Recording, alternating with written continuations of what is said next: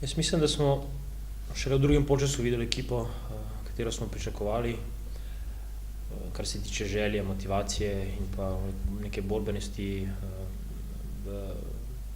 v okviru te zgodbe, ki jo imamo na lestvici, kjer so danes 3 točke bile zelo pomembne in lepo je, da je ekipa reagirala tako kot treba in da je prišla v drugi polčas nekako z novo miselnostjo in pa preko zelo razpoloženega Gorana smo uspeli zadeti.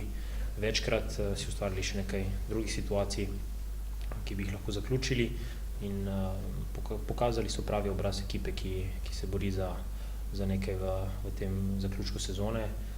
Sigurno niso vse stvari štimale v prvem polčasu, čeprav smo si z nekim pritiskom tudi določene situacije, predvsem na prekinitvah, ustvarili nekaj lepih priložnosti, ampak ne moramo biti drugega mišljenja, kot da smo zadovoljni po tej tekmi in da smo se postavili v pozicijo, kjer bomo mi sami odločili o naši usodi.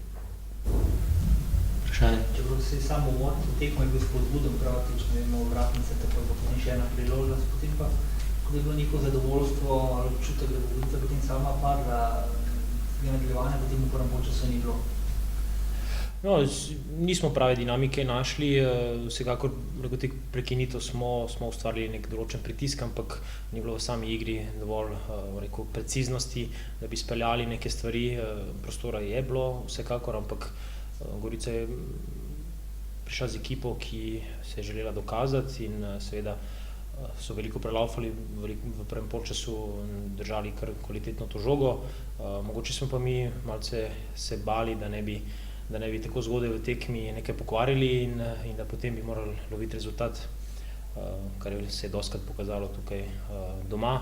Tako da neka previdnost, ampak mislim, da po pogovoru s trenerjem na polčasu so vendarle razumeli, da se borimo za neke večje stvari in da je potrebno biti malce bolj pogumen.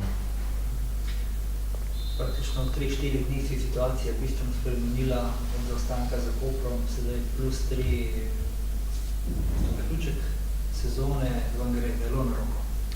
Jaz sem fantom rekel, kar trener tudi misli, da dejansko takrat, ko ti zmaguješ, ti več ali manj gredo stvari na roko in jaz mislim, da smo celo sezono držali ta položaj in v tem zaključku je nekako usoda nam vrnila, kar je v nekih momentih nam na pol poti odvzela.